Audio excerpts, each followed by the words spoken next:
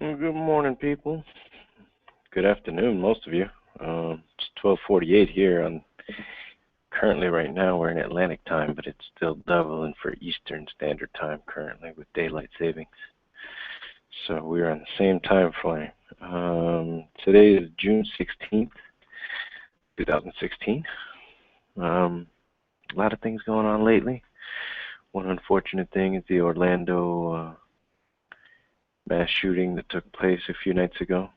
Terrible incident there, obviously. Lots of people lost their lives, many more injured. Um, but then that sparks up other debates, so that sparks up gun control debates. It sparks up, obviously the religious aspect of the spin on the news with his ties to ISIS or whatnot. Sorry, as you can tell, I'm not on my usual kitchen table. I'm here on the balcony today, so I'm trying to keep it down so I'm not yelling at the neighbors. And just enjoying the scenery. So yeah, a lot of gun control talks since the shooting. People obviously arguing more guns are necessary. People obviously arguing the opposite. And it's just very interesting to see where people stand. So I've put out a couple feeler messages to law enforcement friends of mine, and I hope to have them on the podcast to see their views. Obviously they are in different forms of law enforcement, but they all deal in this the same way. Behind a job to be done is how they see these weapons. So I'm curious to know their views on it, to see how they see things, and just get an eye for that. But yeah, that's happening lately. What else happened lately? Also in Orlando, little alligator killed a 2-year-old child. Not cool. Kind of like that same gorilla incident, man. It's what are you people doing with your kids? How far are you letting them get? I don't condone child leashes. I think that's fucking retarded also. But on the same token, man, what are you doing? Where are you letting your kids run off to? I don't know. It's different, I guess. Different times. I remember when I was a kid, we had the whole, I'm not sure if his name was Jeremy Rice or, it wasn't Jerry Rice, I know that. That's the 49ers All-Star legend, wide receiver. But this kid, it must have been Jeremy Rice in Florida. This kid was abducted, and they ended up finding pieces of him. Long story short, his abductor had molested him and dismembered him. And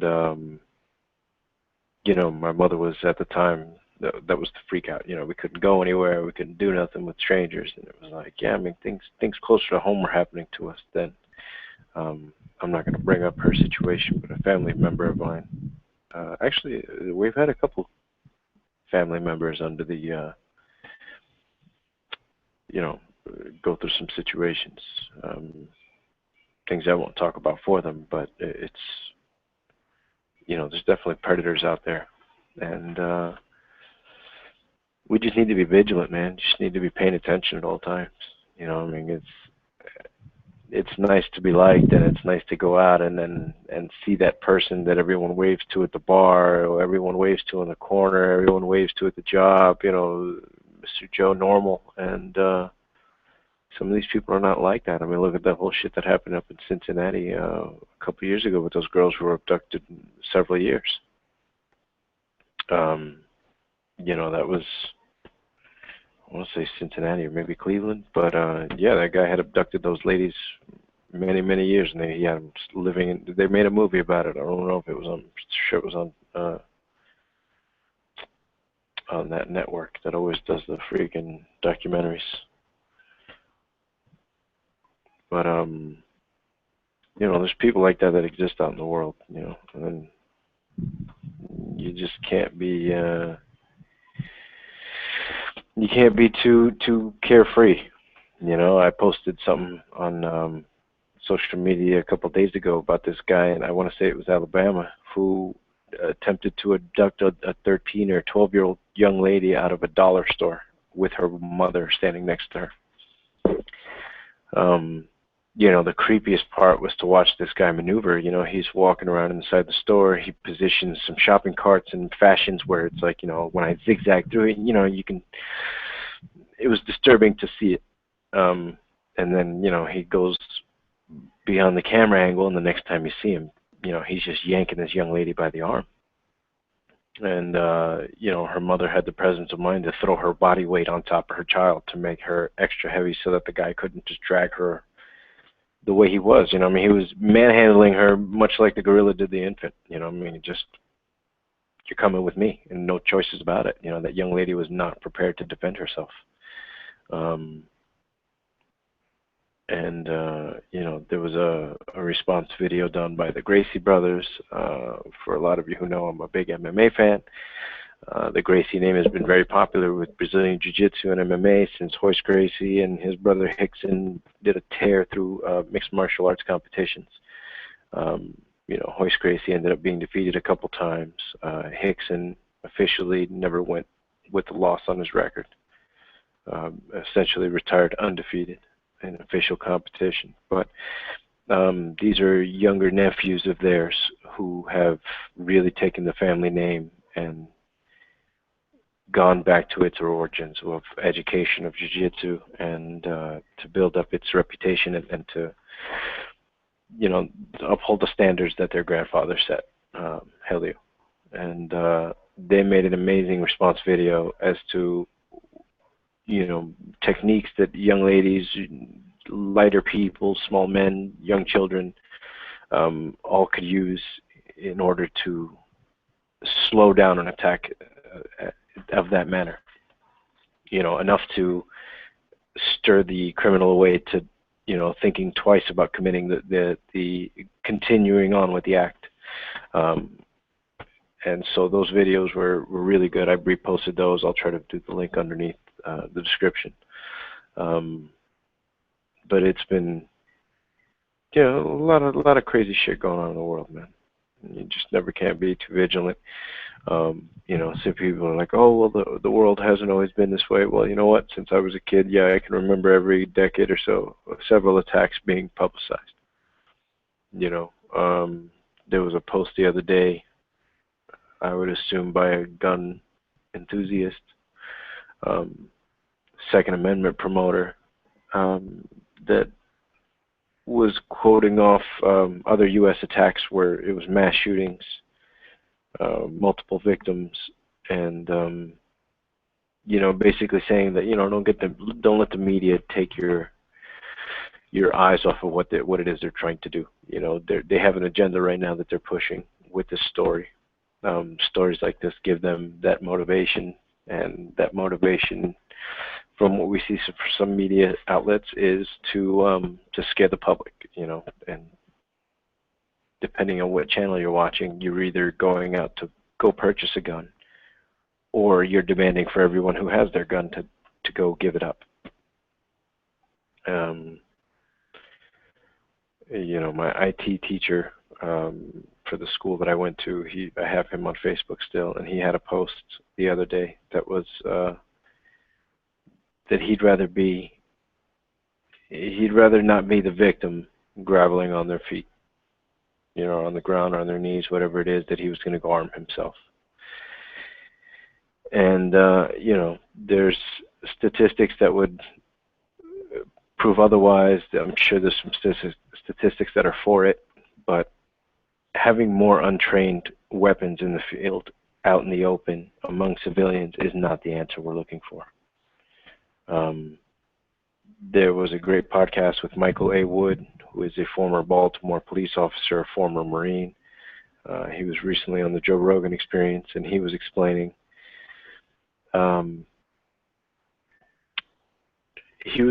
at least his viewpoint on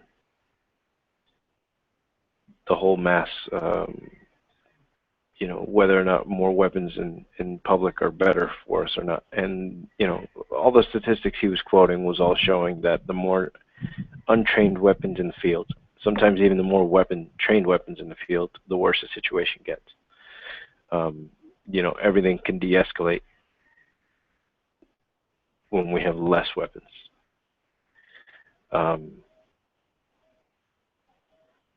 At least that's my understanding of it for now. That's as far as I look at it. I don't deal with that on a day-to-day basis like some other people do. So that's why I'm looking, hopefully, to have them on the podcast to get their opinions. And maybe it'll change mine. My current opinion is that the less guns there are, the better.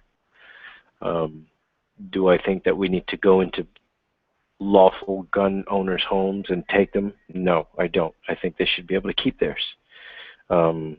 I think that we desperately need to change the way that guns are purchased. And there are some lawful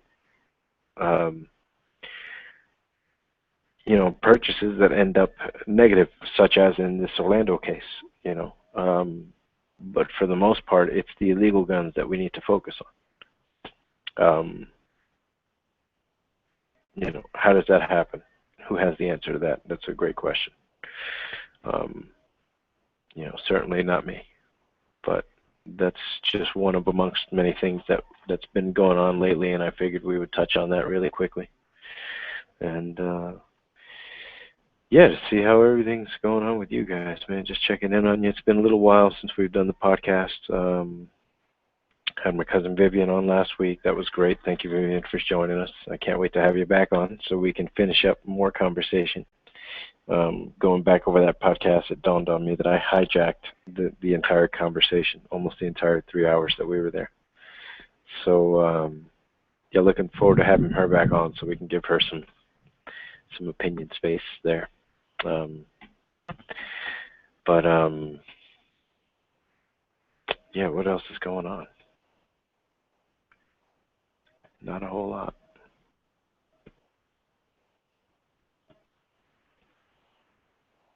UFC's coming up soon.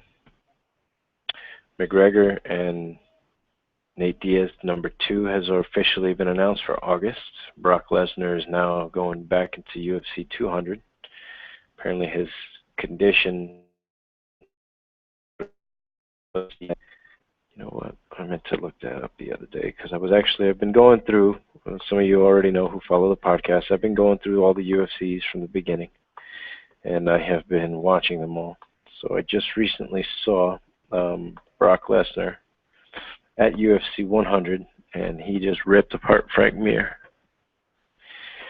Man, he just got beaten by Cain Velasquez in the one I just saw, which was, I guess, either 119 or 120 or something like that.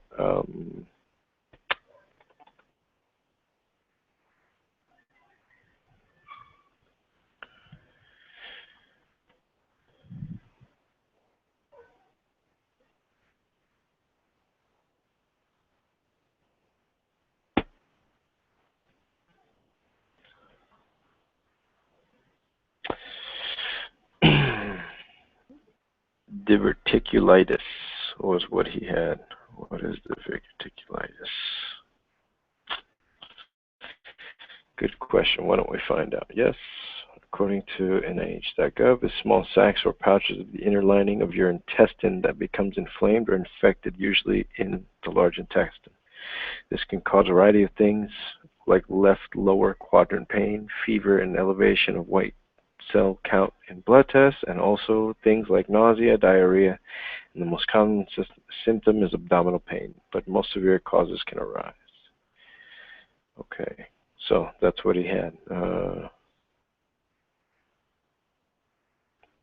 Not really knowing what it causes the pouches, but eating a low-fiber diet and I'm going to go ahead and assume that they meant too much, but they said too much processed food is one of the most likely causes. The sacs in the colon, called diverticulosis, is quite common and found in more than half Americans over the age of 60. Not many cases develop into diverticulitis, however. Okay, so that's what he had. He's apparently overcome this disease. He will be returning to UFC 200. Very exciting. Ariel Helwani, for some of you who follow MMA, he's an MMA reporter, was banned at the UFC 199 and since been reinstated. There was a lot of boo-hooing about his situation. Overall, I think I agree with the UFC. If they're a private company looking to release information on their own accord and on their own time schedule that benefits their sales, they should be allowed to do so. And a lot of it was said that Ariel Helwani was not breaking U.S. covering news. That nothing was changing about the news he was breaking. So therefore it was not important. I kind of agree with that. It is just MMA news. Even as a fan, as much as I love hearing the new news, that Brock Lesnar is coming back. That's I could go back and forth with that one. I'm indifferent. I actually pulled out a poll. I'm looking for that now.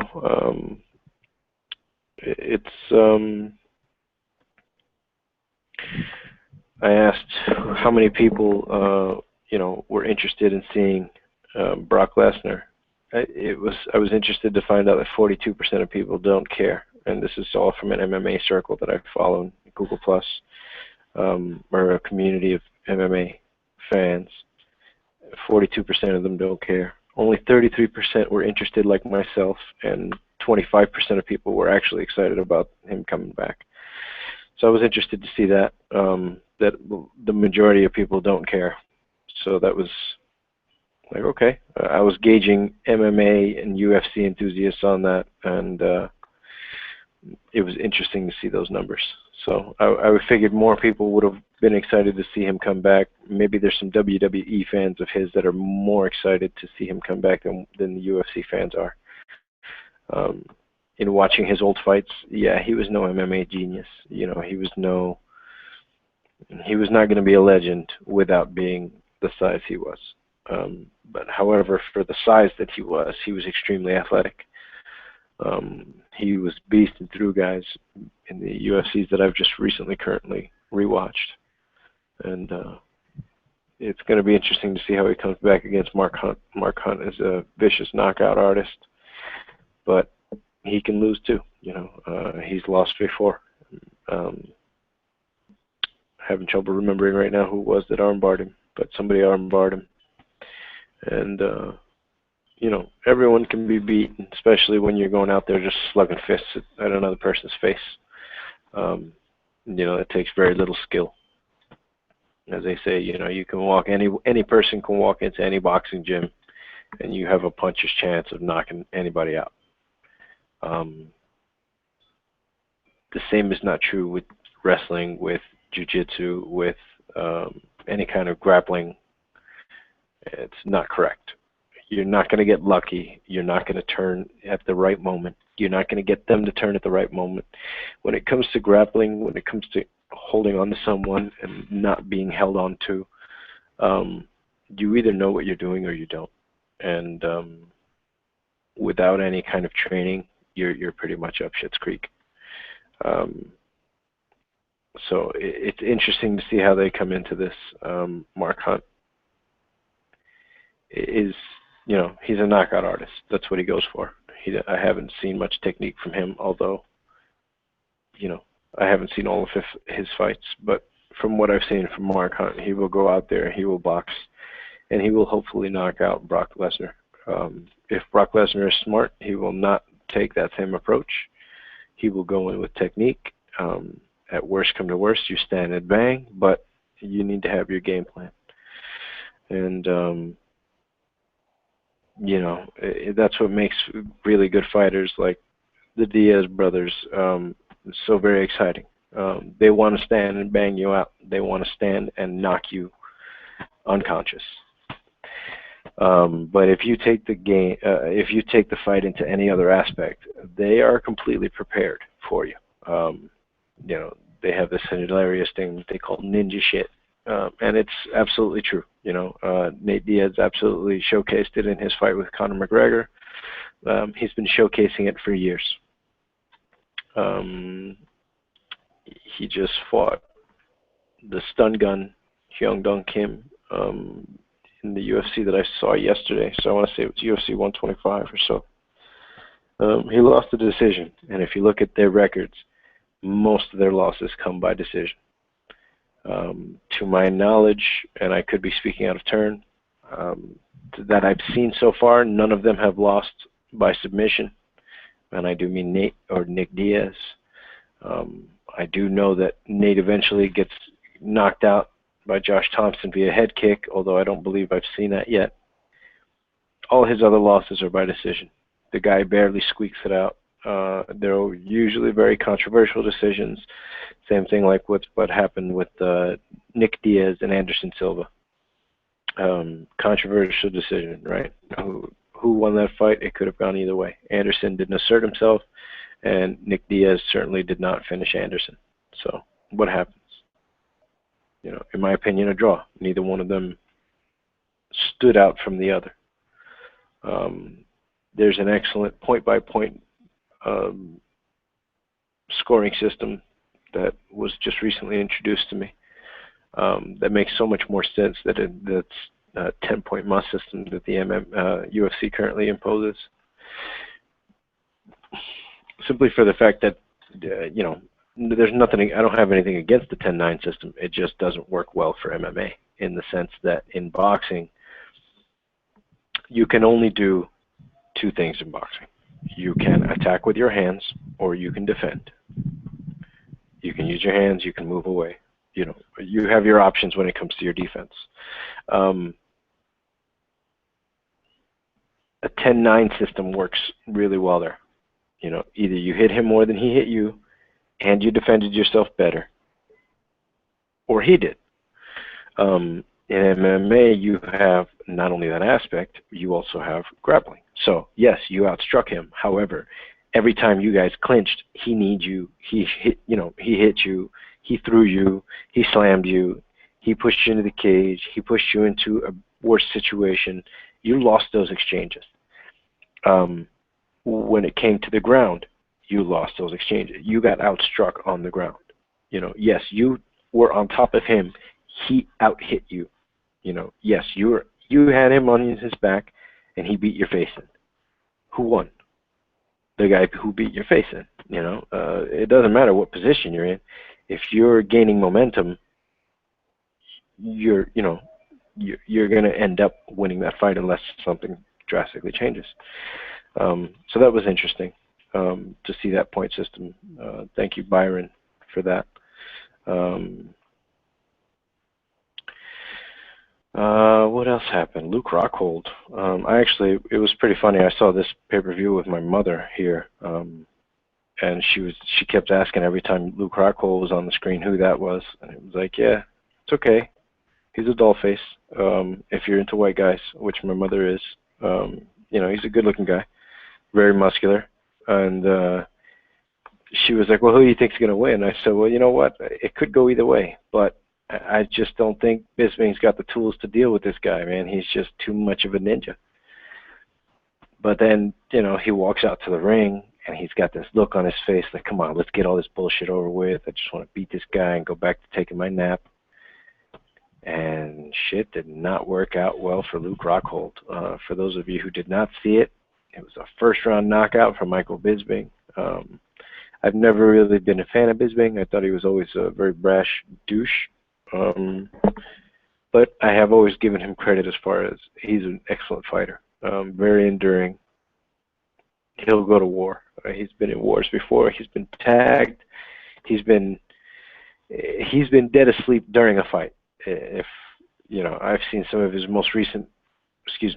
older fights most recently, and he's been in some wars, man. He's been tagged several times, been very, very dazed, continued through a fight, pushed through, and come out a victor. So, you know, he was durable. I just didn't think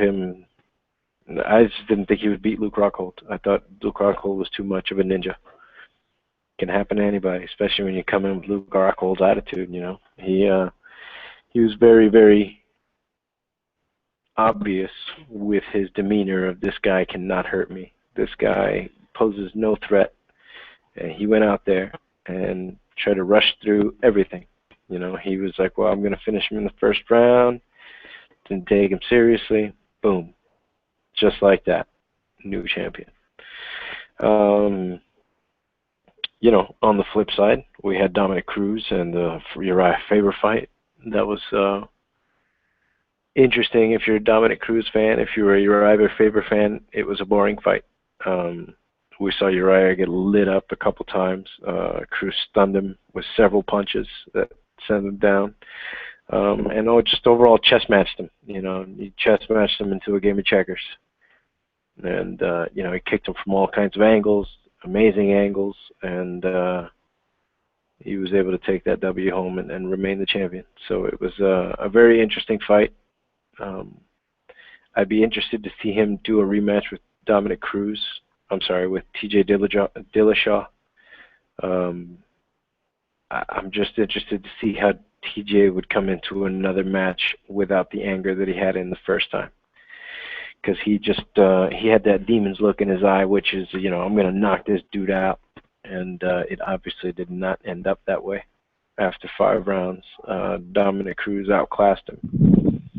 And that was extremely interesting. So, interested to see all of that. It was great catching up with my nephew. I haven't seen him since we moved here to Puerto Rico. And he is 4 now. And he's just getting really big really fast. I remember when my daughter was 4, which seems like nothing ago, like last week, and she's 10 now. And it was cool to see him. But it was interesting to talk to my nephew when it was just the 2 of us. We caught a couple of those moments, and he was really funny in his 4-year-old conversation. He would tell me about his 2 dads. And, he was talking, of course, about his father and my sister's husband, Dre. And he's just always had a really great relationship with Dre. He calls him my Dre. It's fucking hilarious. And, it's funny to see how the kid gravitates towards people. Children are very obvious with people they like and don't like. They typically will not dislike someone unless there's a good reason. That's just one of those things that you notice. At least, I don't know.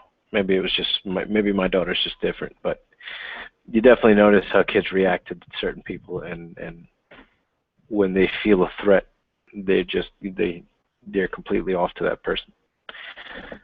Unfortunately, obviously, that doesn't happen in enough cases because there are still children abductions that exist. So, obviously that doesn't come into full play all the time. But at least I thought my daughter was really good at it, and I think my nephew's really good at it also. So it was interesting to see that play out and to talk to him. And he's just a little rambunctious ball of energy. He's really funny, very fearless, and I'm sure that terrifies my sister all the time.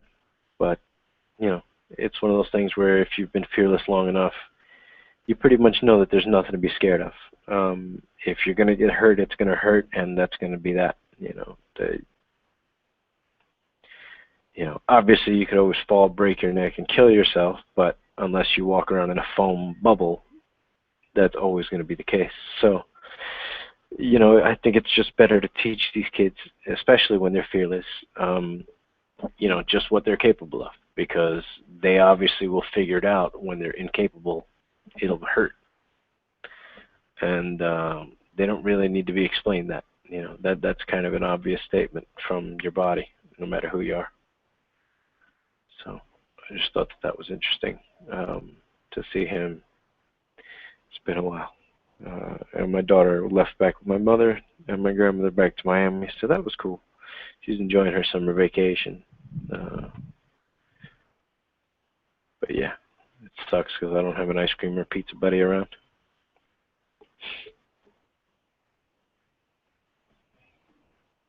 Yeah. We can go to the beach now. We're free to go to the beach, but we still don't choose not to. My daughter is not too keen of ocean water. She doesn't like sharks. And let's just say nobody does. I got sick of going to the beach simply for the fact that I'm tired of getting stung every fucking time I get in the water. There's something going on with jellyfish and the creatures of the ocean that don't want to see me alive. They come after me, and it's a pain in the ass. So yeah, we've been doing a lot of river runs lately, trying to just enjoy our summer together, my wife and I. So that's been nice.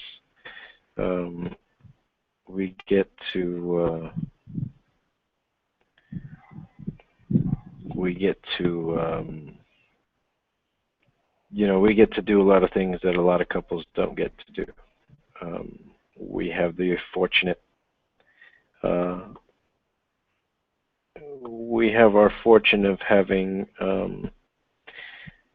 family members who are very willing and eager to look after our child, mainly because she knows how to behave herself. I'm sure that has a big part to do with it. But for the most part, they just love her. She's a great kid, and why wouldn't you? So it's been interesting on that aspect to see that, not everybody's got it as good as we do. We have it very fortunate in that sense that we have, we've always had us time, just the two of us, to regroup, to refocus, and it's always done us very much good. I have no complaints on that aspect. So yeah, just very appreciative of the time we get to spend together, and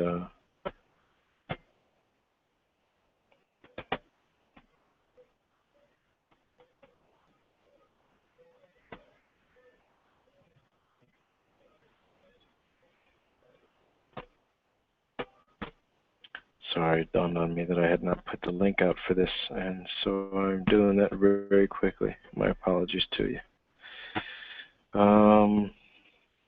What else is happening out there in the news? Oh, whoops. How long we've been going? Almost an hour and a half, or almost an hour. All right, not bad. So, yeah, we have some other family members coming out soon. Somewhat of a 50-50 bittersweet situation going on. My cousins are coming out to spread the ashes of their mother, who passed away a couple months ago, our Aunt Sally.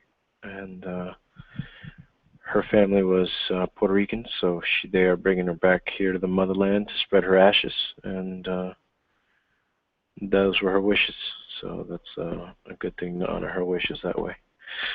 So it's going to be bittersweet, as I said. I'm not sure exactly which one of my cousins are coming out. I know at least one of them for sure is, but I'm not sure if all of them are going to be joining her or not.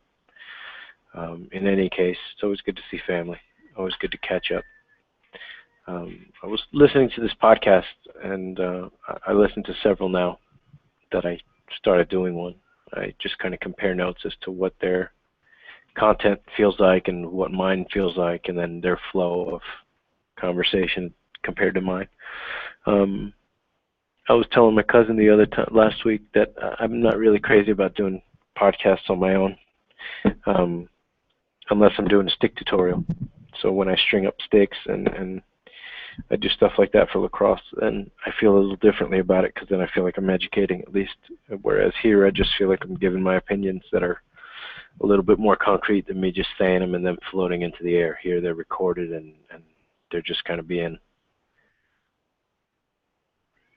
again, recorded from my memory, and it's one of those things where different things will spark different emotions, for example, like I said earlier, the Orlando mass shooting will spark up conversations of gun control. So it was important to me to get, these are my concrete ideas. These are the same ideas I've had for quite a while now. And, like I said earlier, if I get to have one of these conversations with the police, law enforcement friends of mine, I would love to, be swayed by facts. And, see how these professionals, what their opinion is. And if it's different from mine, I'm okay with that. If it's backed by fact, then, why shouldn't I change my opinion? And I think that that's just a good way to live life on all accounts. You go by the best information you have, you make your educated decisions, and then you continue gathering information. Every day is a learning experience, or you can change your opinion on what you knew the day before. At least if you're using your time right. There's many things in the world throughout history that we've had to flip-flop on. One of them I don't think will anybody be opposed to. I think we should just get rid of all mosquitoes and let the animals that feed on them find other prey, and let's deal with it in later on. But mosquitoes have been a pest for too long, man. Malaria, Zika, chikungunya, whatever the name is of that disease that they have a lot here in Puerto Rico. It's caused a lot of health issues for people of all civilizations in all times of life. So I don't see any reason why we shouldn't all gather together, come up with the best scientists to wipe these sons of bitches out, man. I'm tired of mosquitoes. They target me everywhere I go. Sorry if you guys can hear that. My neighbor's moving her car around. It's the reason I use these headsets. It typically minimizes the background noise. So, yep. Looking a little scruffy.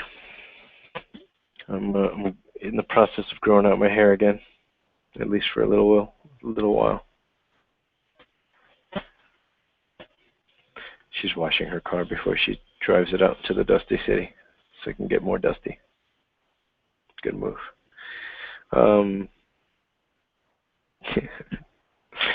I'm way too observant of my neighbors. I wouldn't necessarily say I'm stalking anybody, but I definitely notice the funny shit that they do on a constant basis, like that. She'll wash her car off, go drive around town, and come back and wash it off again. It's like, okay. What can you do? On an island with water shortages, where luckily for us in our neighborhood, the water source that we have is self-replenishing from the mountain. And we are not on the city grid. Even though our city is not under rations at the moment, there are other cities of Puerto Rico that are under rations. And, you can choose to help conserve, or you can be one of those people that's so diluted into what you need to look like and what your car needs to look like that you got to waste this much water 2 to 3 times a day to make it look better. And she's about to go drive a wet car around to go get it more dusty. It's hilarious. What can you do? Yes, we've been hanging out at the river a lot. Enjoying that. My wife has had a tough couple of weeks at work, which happens when your coworkers like to avoid work, and you don't. So it's unfortunate. I know those days. I remember those days very well, and it sucks when you're pulling everybody else's weight because they don't want to do shit. And yeah, I'm glad to say I haven't been that coworker for a long time. Maybe in my early teens, my early months in the Air Force, absolutely. When you're unoriented on the workflow, you can absolutely be that person. But to know the workflow and to continuously be that person, that's a special brand of douche. And they happen to all work with my wife. So, luckily for them, they have a star on their team in her, and she outshines them and makes them all look good in her glow. So, you're all fucking welcome. You're all welcome. The King of New York scene. If you don't know Christopher Walken, get used to his filmography. King of New York, excellent scene. You're all welcome. You'll thank me when you see it. You guys got fat while we stopped on the street. Excellent movie. What else is happening? It seems that Bernie Sanders has been eliminated from the Democratic run. Way to go, Democrats. A way to shoot yourselves in the foot.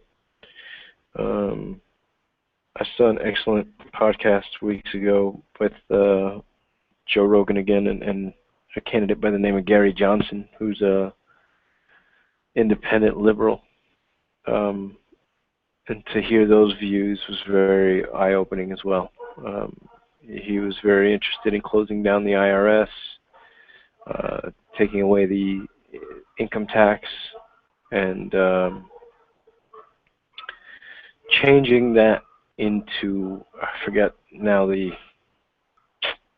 see, this is what happens when you let weeks go by after seeing a podcast and try to speak on it. Basically, it would be a singular tax instead of having a state and a government. You'd have a singular tax that takes care of your area. And it was very interesting to hear his views. So I'll let you guys tune into that podcast. I won't speak for Mr. Gary Johnson. But I would be very interested to see what a gentleman like him can do with office for just simply 4 years. One of the biggest things he said was you can do a lot more with small government than you can with big government, saying that, you know, when you have more than one person doing a job, you have less work being done. You know, human nature maybe, but maybe for sure just effects of our society. You know, everyone has, including myself, everyone has that opinionary must. You know, we must give our opinion these days. We all feel that we are entitled. When the truth is, you know, we're not entitled to anything, man. We're entitled to our next breath, and that's it. You've got to earn the rest. You know, it's. I've always laughed at this. Is that it's very fortunate that breathing is an automatic body response for most people. Because if we had to remember to do it so many times a minute, a lot of people would simply drop. They would simply fall out. There would be several unconscious people until they eventually died through lack of oxygen. Everywhere. If you had to remember, if you had to focus on each breath you take throughout life, I think a lot of people would not make it to 2 years old. So it's a good thing for a lot of people that it's an automatic response. You know, being good at anything is typically not an automatic response. You have to put in your work. And that is what it is. So almost an hour's gone by. We're going to go ahead and wrap it up. What's up, bug? Fuck out of my eye.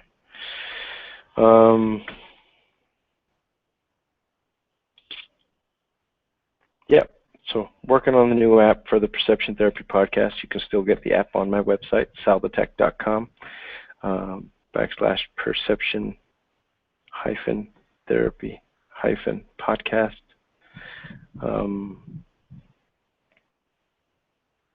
That'll give you just a quick episode list, a quick link to YouTube so you can see those worry, stress-free. I know it's a pain in the ass to find where you left off. This app will at least keep track of that. And, ooh, that's not a bad idea. That may be another functionality I make in one of the upgrades. You can, you get a different color combination to the links you've already seen. Kind of like when your website, and you click links on the website, they come up different color, not too shabby. Maybe write that one down. Although, of course, I don't write anything down. I use everything in Google Keep.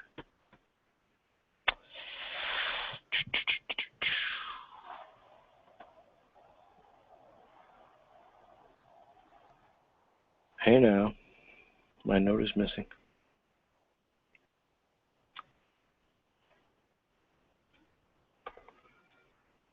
There it is.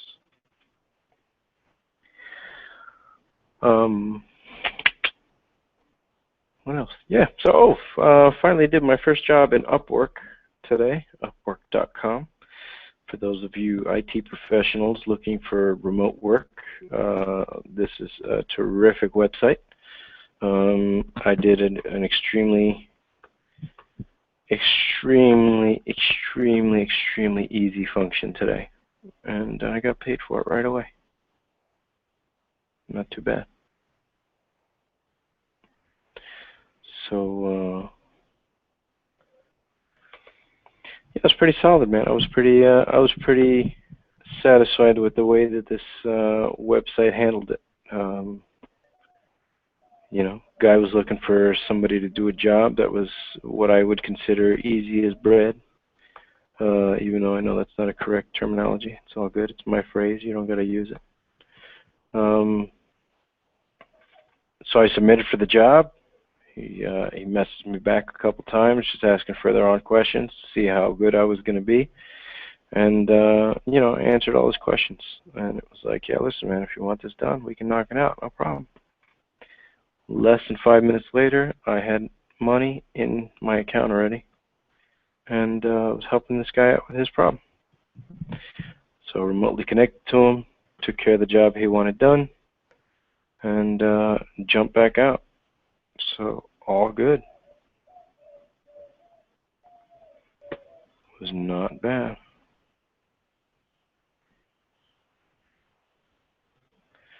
Sorry, I just got onto the website and I'm looking at my stats and shit. It's pretty funny.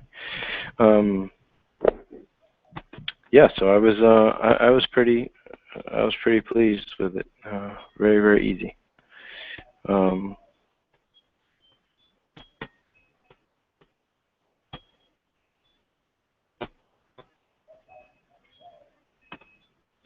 it's archived. Yep, there it is. Hire your contract. Yeah. I'm trying to see if there's a timestamp on these.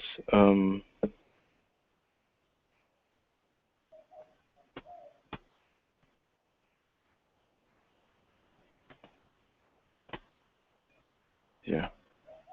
No, no timestamps. So, yeah, pretty easy. So I'll be looking for more work that way. I like that. That was about as smooth as getting a job should be. You know, and you find somebody who needs something done. Hey, I know how to do that. I can do that well. This is what I want to pay you. That sounds good.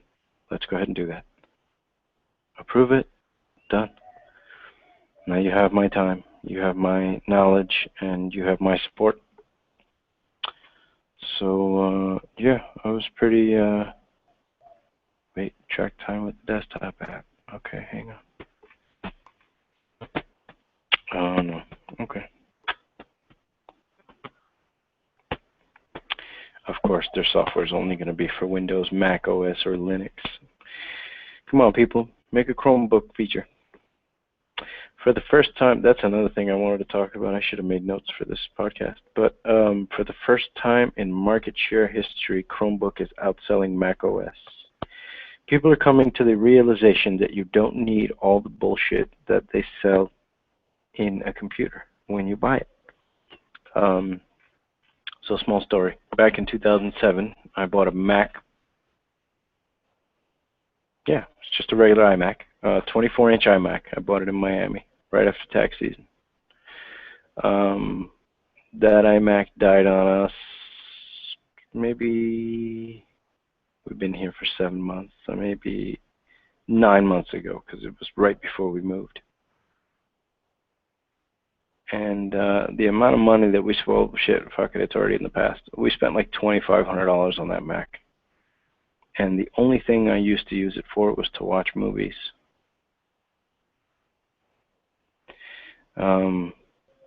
Now, some people are going to say, oh, well, that's a huge waste of your computing power. Yeah, I didn't really like using the machine too much.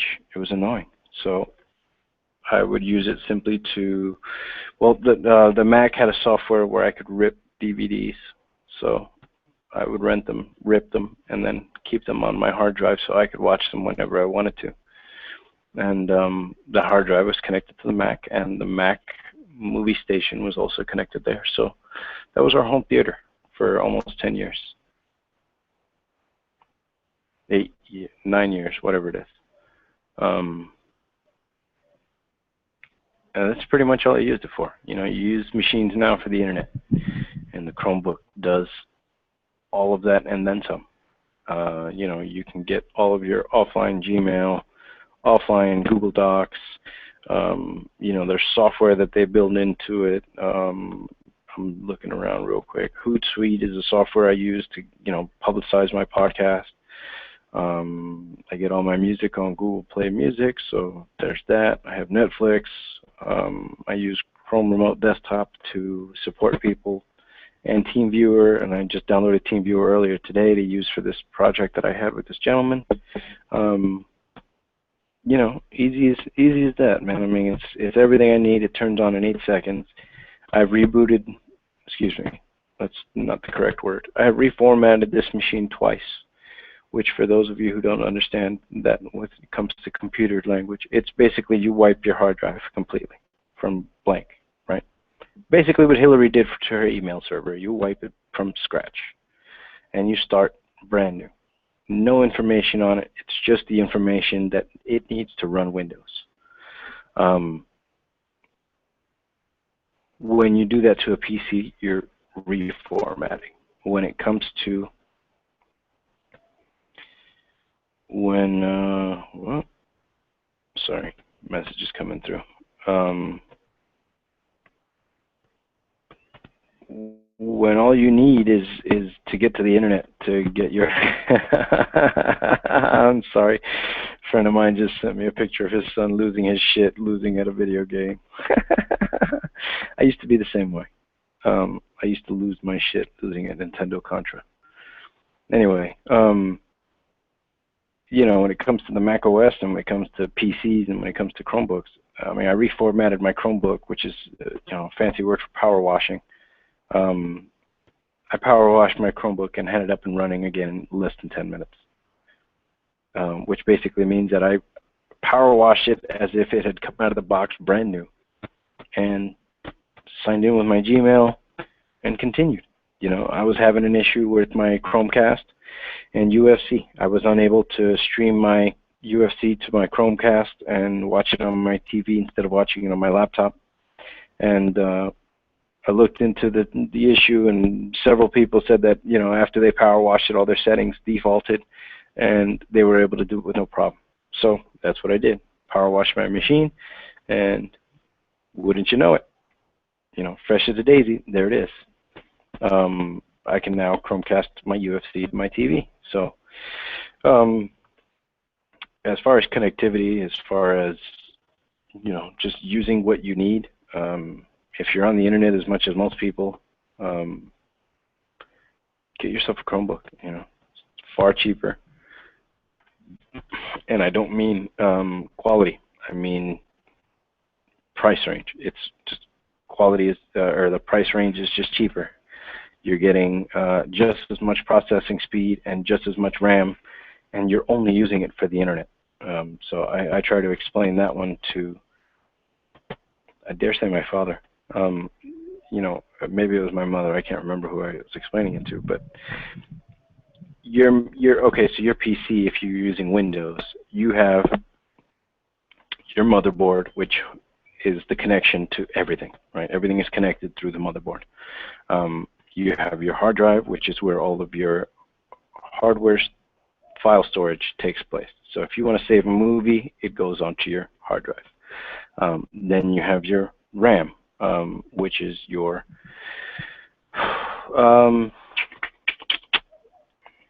RAM is your storage for your drive processes, I guess the best way to put it. So the RAM does not store a movie. It stores the fact that you were playing a movie, if that makes sense to you. So, and then you have obviously your processor, which is getting all of the speed up and then back and forth. Within Windows, when you turn it on, even if there's nothing running, even if you're only looking at your desktop of your little bubbles or your little fish or whatever your desktop is, going back to way Windows XP backgrounds now, but even when you're not using anything on your machine, but your machine is on and your computer is using what Windows considers services, and here comes my neighbor's husband home. And it's services for many things. For one of them is simply for the UI that you're looking at, for the user interface that you're visibly seeing, your desktop, whether it be your bubbles or your fish or just your blue desktop. Just to show you that Windows is working. So there's a process, iExplore. Nope, it's just Explore. iExplore is the internet. Explorer.exe is your desktop. So if you shut down your process for iExplore or Explorer.exe, you will see that your desktop will go away. And all you'll get is your background for your desktop. Sometimes not even that, depending on if you have a fancy desktop background or not. But once you reopen this command or this application, then you'll see your desktop come back up. I don't really know how it is that they accomplish this in Chrome, because in Chromebook, I also have a desktop. I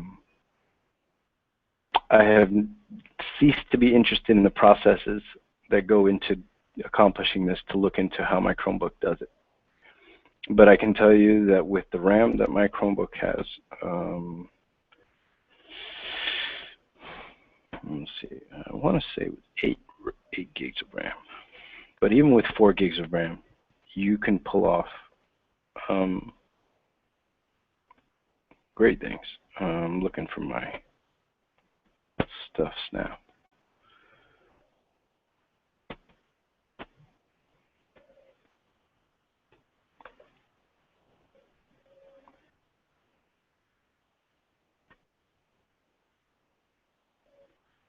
More info.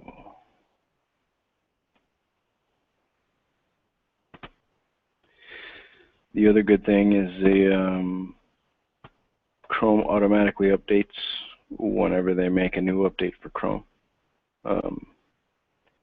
So unlike Windows doing it every Tuesday and you have to have your machine connected,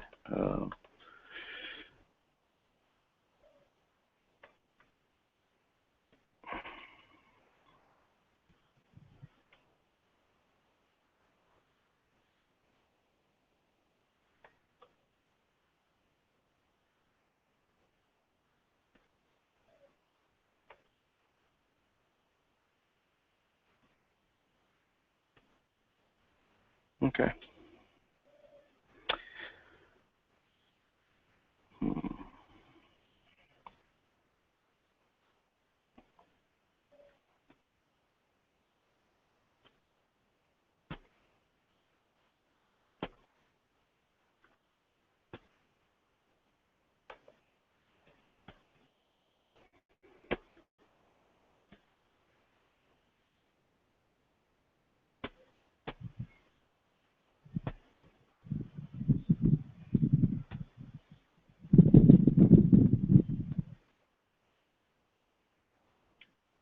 Sorry, just chased the rabbit down the hole as to where to find your RAM for your Chromebook. By the way, 4 gigs is plenty right now for the internet. When HTML5 launches completely and they bring down HTML4, that may be when you need to see some, increases in your RAM. The fact, will they ever bring down IP4? It's doubtful. They've been talking about that since I went to IT school back in 2008. 8 years later, we're still on IP4, still using, HTML4 and 5. So will they completely phase HTML4 out? I doubt it. We shall see. For now, these machines are doing excellent, and I've had a a very short list of issues with my machine as compared to my old PCs.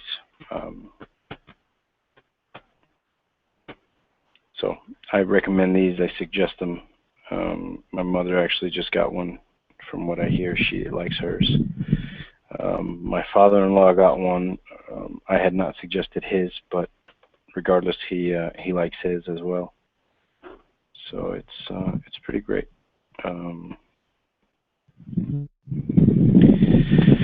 Yeah. So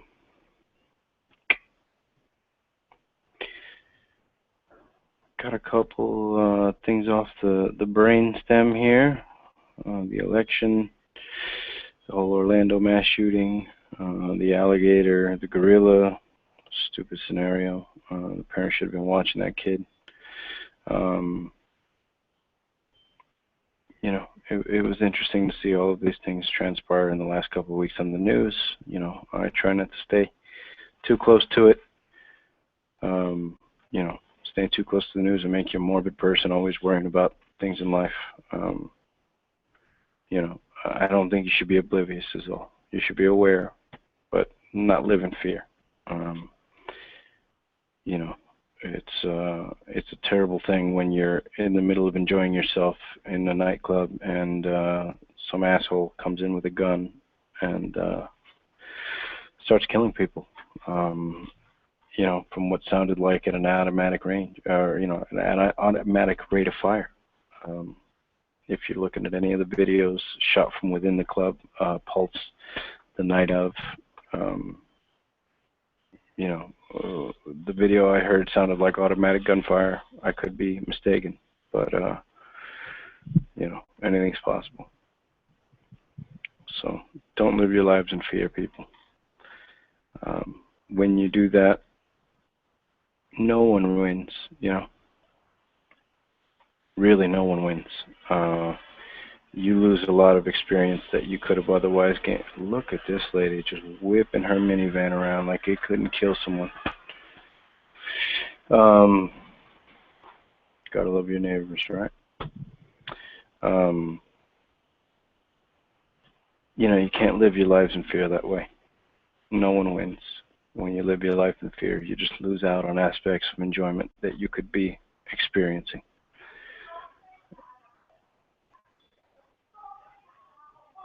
Okay. So, yeah, we'll go ahead and call that a quits on a day like today. And we'll let those domestic issues of that family go without being heard. Enjoy the rest of your day, people. Remember, if you're in a situation you don't like, there's only two ways to go about it. Change what you're doing or change the way you feel about it. Complaining about it does nothing.